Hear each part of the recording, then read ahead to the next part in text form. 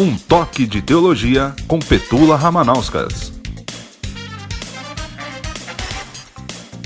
Paz pessoal, tudo bem com vocês? Meu nome é Petula Ramanauskas e nós estamos aqui para mais um toque de teologia. E hoje nós vamos conversar um pouquinho sobre o Jesus da história e o Jesus histórico. Qual é a diferença? O que é um e o que é outro? Para embasar um pouquinho a nossa discussão, nós vamos usar um material do Dr. George Eldon Ladd, que é o livro Teologia do Novo Testamento, da editora Agnus, tá bom? Então a gente vai tentar seguir a mesma linha de pensamento dele, até porque depois, se você quiser consultar mais profundamente, você tem lá as referências que ele também deixa nesse capítulo que ele traz no livro, ok? Então, vamos lá? Vamos pensar um pouquinho sobre o Jesus da história e o Jesus histórico? Vem comigo. Quando a gente pensa no Jesus da história e no Jesus histórico, na verdade, a grande pergunta por trás é: quem é Jesus? Quem é Jesus? E aí nós temos que entender o contexto no qual este Jesus está sendo analisado. Quem é Jesus que dividiu a história da humanidade antes e depois dele? Quem é esse Jesus que viveu entre os discípulos lá na Galileia, na Judéia, há mais de 2000 anos atrás? Quem é o Jesus que dizem que ressuscitou? Ele ressuscitou mesmo? Por que todo mundo tenta negar algumas verdades que são tão latentes? Quem é esse Jesus que está vivo até hoje? E outros dizem que ele não está vivo até hoje. Quem é esse Jesus que muitos creem nele, que tem a sua vida transformada através dele? Quem é esse Jesus que tantos tentam negar com todas as suas forças? Então, quando a gente olha para o questionamento do Jesus da história e o Jesus histórico, a grande pergunta que está por trás é: quem é Jesus? E existem diversos olhares para Jesus. Dentro da própria Bíblia, a gente tem os evangelhos sinóticos, que olham para os milagres de Jesus, para os fatos de Jesus, que apresentam Jesus numa perspectiva meio semelhante, por isso são chamados sinóticos. Mas também temos o Evangelho de João, que já mostra Jesus como Filho de Deus, como Todo-Poderoso, mostra a intimidade de Jesus, mostra os seus últimos dias aqui na Terra. Nós temos aí o viés da teologia bíblica, que é diferente da teologia sistemática, tentando mostrar também quem é Jesus. Nós temos ainda a filosofia da religião, que tenta trazer alguns contextos filosóficos, né, e conceitos filosóficos para tentar analisar a figura de Jesus Cristo. Temos a perspectiva histórica, a perspectiva liberal, a perspectiva ortodoxa, cada um deles com uma linha de pensamento buscando explicar quem é Jesus Cristo, né? E a minha oração é para que o Espírito Santo de Deus revele para você quem de verdade é Jesus. Por conta da nossa proposta nesse vídeo, eu não vou explicar cada um desses contextos e desses conceitos, mas é importante que você saiba que eles existem e pode se aprofundar em cada um deles, tá? A gente vai tentar se ater dentro da teologia bíblica a responder quem é o Jesus da história e quem é o Jesus histórico. E eu convido você a vir comigo. Para tentar responder esses questionamentos, né, do problema messiânico, do Jesus da história e o Jesus histórico, nós vamos tentar caminhar em 7 passos, tá bom? O primeiro deles é levantar o problema principal, que é a questão da transcendência. O Jesus da história crê num Jesus transcendente, divino, com algo sobrenatural sobre ele. E o Jesus histórico elimina esta questão de transcendência e de divindade, ok? Nós vamos ver também as discussões sobre a natureza dos evangelhos. Porque será que os evangelhos são neutros para relatar os fatos históricos? Porque foi escrito por homens de fé, pessoas que andaram com Jesus e por andar com Jesus creram nele e escreveram com este viés de fé. Então a gente vai analisar isso também. Vamos ver o que a crítica da forma diz a respeito, né, dos evangelhos. E aí nós vamos ver o que isso traz de violação dos direitos de probabilidade histórica. Vamos buscar entender isso. Em quarto lugar, vamos tratar da historicidade, né? Por que que nós podemos dizer que o que está escrito na Bíblia pode ser considerado fonte histórica? Porque a igreja possui uma memória forte e correta ao relatar as palavras e os atos de Jesus Cristo. Então, a gente vai abordar este ponto também. Outra questão, a gente vai focar mesmo no Jesus histórico, mostrando que hipótese é esta e por que num Jesus histórico não cabe a divindade. No sexto lugar, nós vamos ver sobre história e fé, que a história pode ser um fundamento para a fé, porém a fé ela vem pelo ouvir e não é ouvir qualquer coisa, é ouvir a palavra de Deus. E por fim, vamos falar do segredo messiânico. Por que Jesus às vezes falava: eu te curei, mas não fale que fui eu que te curei. Os demônios falavam: eu sei quem você é o Cristo, o Filho de Deus vive. Jesus falava: se cale. E por que só após a sua ressurreição, essa questão do Messias, né, ficou mais latente? Então, vamos tentar caminhar nesse sentido? Vamos lá. Primeiro ponto, então, é a questão da transcendência. Este é o ponto-chave na discussão entre o Jesus da história e o Jesus histórico. O Jesus da história é um Jesus divino, é um Jesus apresentado nos evangelhos, é um Jesus que era cônscio da sua transcendência, que sabia que tinha vindo da parte do Pai, que sabia sim, tinha consciência, embora num primeiro momento não revelasse, mas ele tinha consciência de que ele era o Messias, que ele tinha uma missão para cumprir aqui na terra. Ele era a manifestação de Deus para a humanidade. Ele veio para trazer um reino espiritual, um reino transcendente também. Ele era o filho do Deus vivo, do Deus todo-poderoso. E os evangelhos são testemunhos disso, da fé que Jesus era realmente alguém sobrenatural. Os evangelhos sinóticos vão apresentar os fatos da história de Jesus e vão revelar nesses fatos a questão da transcendência também, dos milagres, do agir contra aquilo que seriam as leis naturais, né? Transformar água em vinho, andar sobre as águas. Os sinóticos vão falar sobre isso, tá? E aí a gente vai ver que existem algumas objeções aos fatos relatados no Evangelho, porque alguns críticos dizem que eles representam a fé da igreja e não a história real de Jesus Cristo. Que a história real, entre aspas, aqui de Jesus Cristo, aí sim mostraria um Jesus histórico, sem a influência da fé. Um Jesus que poderia ser retratado em termos puramente históricos, sem nada de sobrenatural. Porque a história em si, ela vai relatar a humanidade e as suas experiências. Mas esse Jesus histórico, ele vai ficar no campo hipotético por quê? Porque um Jesus histórico não contempla quem era Jesus na sua plenitude. Na sua plenitude, Jesus ele foi 100% homem, sim, mas ele também foi 100% Deus. E deixar de relatar essa divindade seria ocultar fatos que realmente aconteceram, né? A questão humana apenas, e negar esse lado histórico de Jesus e tentar apenas racionalizar Jesus, seria omitir quem verdadeiramente Jesus é.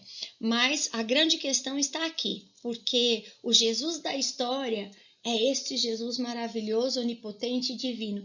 E o Jesus histórico tenta minimizar a pessoa de Jesus, fazendo dele um homem comum, e neste homem comum ele não teve nenhum tipo de experiência sobrenatural. E aí eu queria fazer uma parte, porque nós, enquanto homens normais e naturais que somos, muitas vezes já tivemos experiências sobrenaturais. Não é verdade? Você já teve um momento de uma experiência e fala: é Deus na minha vida ou é algo para além? Eu não consigo explicar isso que está acontecendo comigo. Ou tantas coisas que podem, alguém que está doente e de repente volta à vida, alguém que estava enfermo e de repente fica com saúde novamente, um aviso num sonho, numa visão, em algo diferente, sobrenatural. Se nós, meros mortais, temos essas experiências sobrenaturais, por que negar que Jesus poderia ter tido qualquer tipo de experiência sobrenatural, por mínima que fosse? Então aí já fica o primeiro entrave entre o Jesus da história e o Jesus histórico, ok? Vamos continuar. Em segundo lugar, nós temos que verificar a natureza dos evangelhos. Veja bem, foi escrita por homens de fé. Não há neutralidade na escrita dos evangelhos. Por mais científico, por exemplo, que Lucas fosse, porque Lucas era médico. Então, enquanto médico, ele também era cientista. E se você for ler o Evangelho de Lucas, você vai ver que ele resgata, desde a genealogia, lá dos primórdios, quem era esse Jesus. Ele está apresentando Jesus, por exemplo, para Teófilo, que é um grego. E o grego tem também toda essa cultura, essa coisa de querer saber a origem das coisas e entender. Então, Lucas, enquanto cientista, ele tenta explicar quem é Jesus, ele vai buscar fontes confiáveis para fazer o seu relato, e mesmo Lucas apresenta fatos sobrenaturais sobre Cristo. Relata um Jesus que era 100% homem, mas também que era 100% Deus. E o relato é feito mostrando as boas novas de salvação. O evangelho, ele é para mostrar que quando nós cremos em Jesus, algo sobrenatural acontece nas nossas vidas, nós somos salvos. Então não há neutralidade nisso. Mas não é porque foi escrito por homens de fé, homens que não podemos considerar neutros na sua narrativa, que o que está escrito ali não tem fundamento histórico, que não aconteceu. Pelo contrário, porque eles foram testemunhas oculares, e não foi um só, foram vários. E o apóstolo Paulo fala que Jesus foi visto depois da sua ressurreição por mais de 500 irmãos. Então, embora a escrita tenha sido feita por homens de fé, estes homens relataram fatos que verdadeiramente aconteceram e por isso são dignos, sim, de confiança. E aí, a crítica da forma vem falar, opostamente a isso nos evangelhos. A primeira coisa que a crítica da forma diz ele tenta estabelecer o critério de dessemelhança. O que é o critério de dessemelhança? Tentar filtrar do registro dos evangelistas ali tudo aquilo que tivesse alguma associação de Jesus com a cultura judaica, ou que pudesse trazer a impressão de algo que foi escrito por conta da fé. Tá? E aí isso vai violar os direitos da probabilidade histórica. Por quê? Porque Jesus era um judeu. Como que nós vamos separar e filtrar e querer dissociar Jesus da cultura judaica? Se ele era um judeu, se ele cresceu em Nazaré, se ele viveu na Galileia, se ele andou pela Judéia, pela Pérea e passou por Samaria. Não tem como usar esse critério de dessemelhança. E outra coisa também que a crítica da forma tenta fazer é criar uma linha histórica para a tradição do evangelho. Eles colocam isso como hipótese de que o Jesus histórico viria num primeiro momento e depois viria a igreja primitiva judaica apenas, depois a igreja judaica helenística, para depois ir para uma igreja helenística, gentílica, já nos períodos de Paulo e tudo mais. Só que tudo isso é como se eu pegasse os fatos históricos e os relatos e tentasse manipular dentro de uma forma de pensamento humano. Então isso não cabe. A gente precisa, dentro daquilo que é o equilíbrio, buscar um relato correto, ok? E aí, dentro deste equilíbrio, nós não podemos ser extremistas tentando desassemelhar aquilo que era o homem Jesus da cultura com a qual ele conviveu e foi criado dentro dela, tá bom? Como contraponto, a gente apresenta que a tradição do Evangelho sempre esteve no controle de testemunhas oculares. Então, pessoas que viram Jesus, que andaram com Jesus, né, que João mesmo reclinou o peito, a cabeça no peito de Jesus, tá bom? E 1 Coríntios 15, 6, Paulo enfatiza muito isso, que todos os relatos, eles são feitos por testemunhas. Quando a gente vai perante um juiz, num tribunal, né, olha o poder da força de uma testemunha. E ela se coloca ali para relatar a verdade. 2 ou 3 testemunhas falando, aquilo já é levado como verdade. Agora pensa, mais de 500 irmãos falando que viram Jesus após a ressurreição. Outro contraponto importante é que a forma escrita do Evangelho foi feita uma geração após a morte de Jesus Cristo. Então, é uma memória viva da igreja quanto à pessoa de Jesus Cristo, ao que ele disse e ao que ele fez. Tá? Então, tentar criar algo distorcendo, ou melhor, torcendo aquilo que é a verdade dos fatos, como o critério de dessemelhança tenta fazer, é complicado, né? Então, é importante a gente ter essa questão do contraponto que sempre o Evangelho ele foi retratado por testemunhas oculares.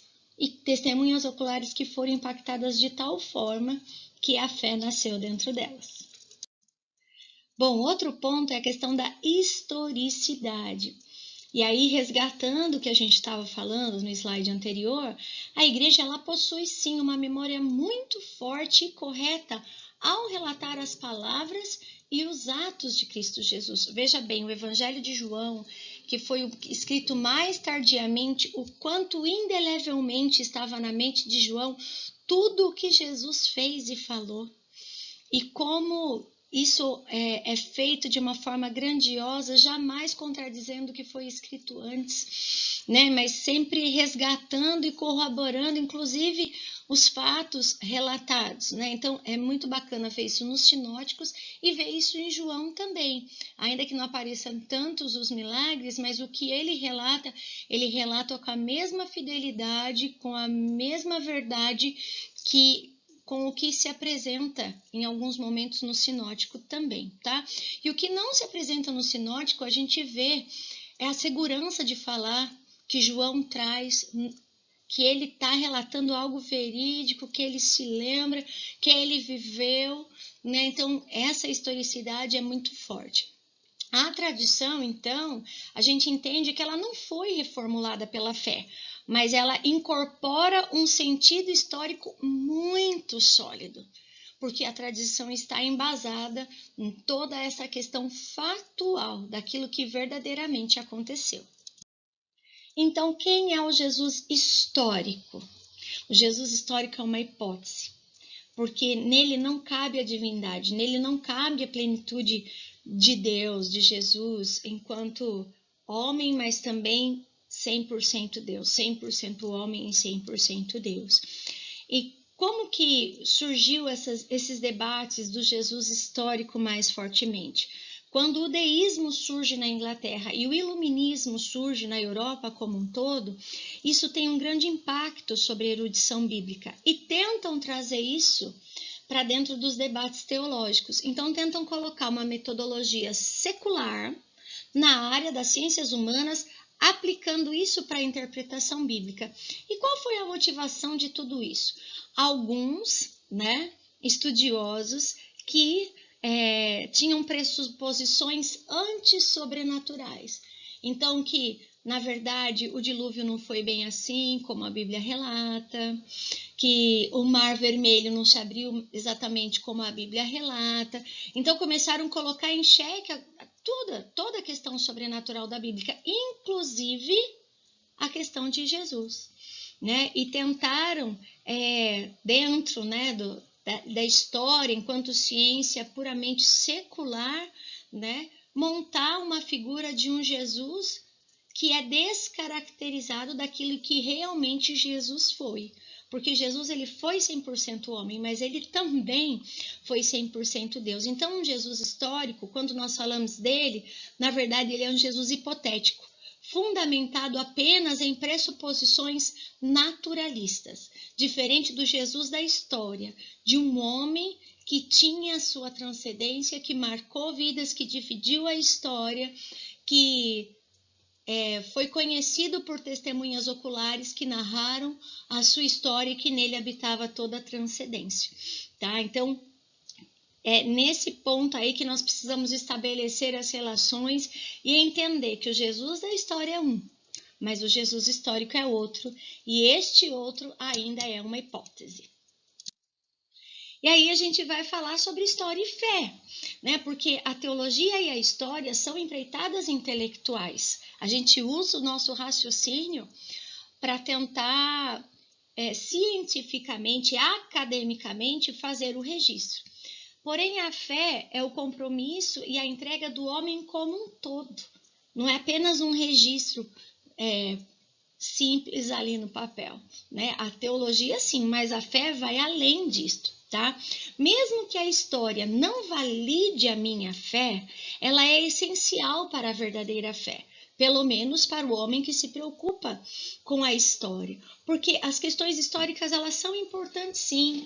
E se nós formos olhar para a Bíblia, nós vamos ver que a ciência e a história como um todo, na verdade, quando ela é séria, quando ela é aprofundada, ela comprova o relato bíblico. Né? Então, se a gente for olhar desde o Antigo Testamento, né, do Primeiro Testamento. Então, por exemplo, Daniel, quando fala lá dos sátrapas que existiam, né, lá na época da Babilônia, da Média e da Pérsia, é exatamente essa nomenclatura histórica que era utilizada e que é usada nos demais livros históricos, não apenas na Bíblia. Quando Jó fala que nele tudo estava doente, exceto a pele dos seus dentes, a ciência mostra que os nossos dentes têm pele. E olhe quanto tempo antes Jó foi escrito. Então, quando nós buscamos evidências verdadeiras na arqueologia, na medicina, nas ciências como um todo, a gente vai ver que as ciências, elas comprovam o relato bíblico e elas vão embasar, sim, a minha fé. Agora, se eu tento criar um raciocínio humano para justificar esta história e torcer os fatos, opa, aí já é diferente. Daí, talvez essa história interpretada de outra forma, ela não vai validar a minha fé. Porém, a história analisada corretamente sempre pode ser um fundamento para a nossa fé, ok? E outra coisa, além da história ser um fundamento para a nossa fé e a história e a ciência comprovar o relato bíblico, a fé é algo a mais. Porque a fé, ela vem pelo ouvir e não vem por ouvir qualquer coisa. Vem do ouvir da palavra de Deus. Então é importante a gente relacionar assim história e fé e saber, né, que a Bíblia ela é sim a palavra de Deus, ela é sobrenatural, ela está muito além e acima de qualquer empreitada intelectual e que para nós entendermos plenamente a Bíblia, nós vamos usar sim o nosso intelecto, nós vamos sim usar comprovações científicas, mas nós vamos usar acima de tudo a nossa fé. E aí, para fechar essa discussão sobre o Jesus da história e o Jesus histórico, a gente vê que alguns teólogos tentam dizer, né, e torcer a questão de Jesus enquanto Messias, que não havia um conceito muito bem definido na época do início da igreja, e nem o próprio Jesus não se identificava como Messias, não deixava transparecer que ele era o Messias. Mas aí, gente, vamos parar e vamos pensar, tá? Realmente, após vários milagres, Jesus solicitou silêncio e evitou a publicidade. É verdade também que muitas vezes Jesus não deixou nem os demônios falarem, mandou eles se calarem, porque os demônios sabiam quem Jesus era. E esse fato ele foi revelado apenas após a ressurreição de Jesus. Mas isso não significa que Jesus não sabia quem ele era. Ele sabia muito bem quem ele era. E ele veio como um Messias, num primeiro momento, trazendo um reino espiritual, o que não era o que os judeus estavam esperando.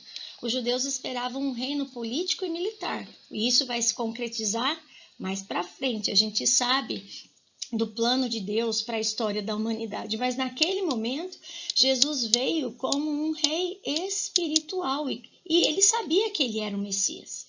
Mas o fato dele não revelar naquele momento é porque Deus também tinha um propósito. E ele se revelou, e isto ficou ainda mais evidente após a sua ressurreição. Essa revelação messiânica, ela, em alguns momentos nos evangelhos a gente vai ver, inclusive a gente vai fechar a discussão com um destes textos, mas o fato de Jesus não revelar plenamente num primeiro momento não significa que ele não sabia quem ele era. Ele sabia. E ele sabia também que a revelação, para ela ter um impacto maior, era necessário que ela fosse fortalecida após a sua morte e a sua ressurreição. Bom, então quem é o Jesus da história? O Jesus da história é o Filho do Homem, mas também é o Filho de Deus. É o Jesus 100% homem e Jesus 100% Deus, aquele que era cônscio de sua transcendência, que ele sabia que ele tinha vindo do Pai e que ele ia voltar para o Pai. Ele era o Messias, sim, mas não um Messias temporal, um Messias ressurreto, que ia reinar para sempre, que trouxe um reino espiritual e que no futuro esse reino espiritual se manifestará num reino físico. Esse Jesus da história é a manifestação de Deus para a humanidade, relatado nos evangelhos por testemunhas oculares, por pessoas que foram impactadas pela verdade da pessoa de Cristo Jesus.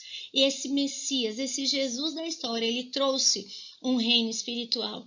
Quem que é o Jesus histórico, então? É uma hipótese fundamentada em pressuposições naturalistas, humanas e seculares. Tem seu valor? Tem. E aí cabe a cada um de nós analisarmos de verdade quem é Jesus para nós.